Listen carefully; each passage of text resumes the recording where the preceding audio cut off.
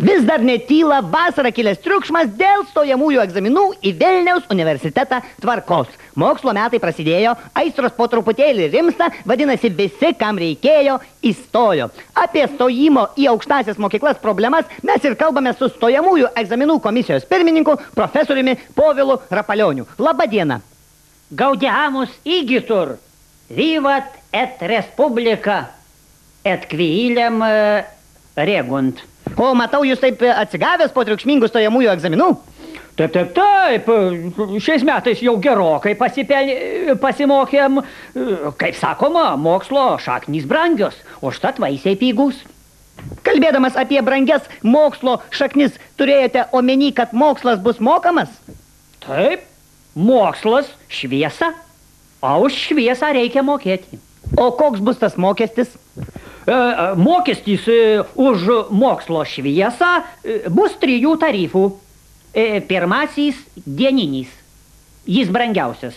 20 centų už 1 kilo akadem valandą. Bet čia nemaži pinigai, tai ką daryti tiems, kas tiek neturi? Viskas numatyta. Tegul semėsi mokslo šviesos pagal naktinį tarifą. Jiems reikės mokėti tik 14 centų. Už 1 kilo akadem valandą mokslo mėnesienoje.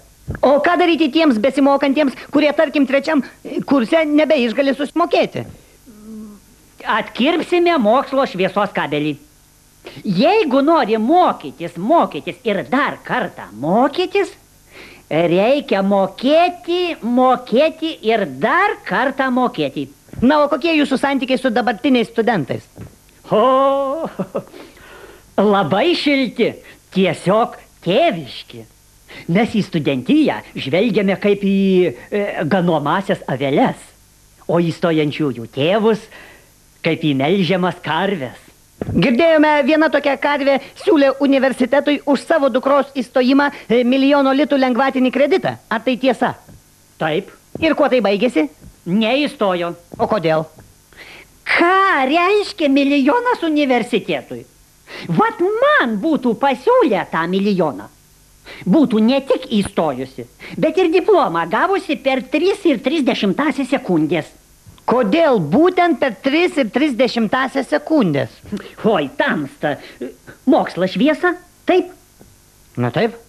O šviesos greitis 300 000 per sekundę. Už 3 sekundės 900 000, o už 30 dar 100 000. Va tau ir avevita, moriturus kokodžamba, tiesa liūtat. Gaudiamus įgitur, neškit pinigus kitur. O, Makarena! O kaip jūs vertinat pono Kazimiero Antanavičiaus pareiškimą, jog kažkuris universiteto profesorius apsikakino kniūpščias?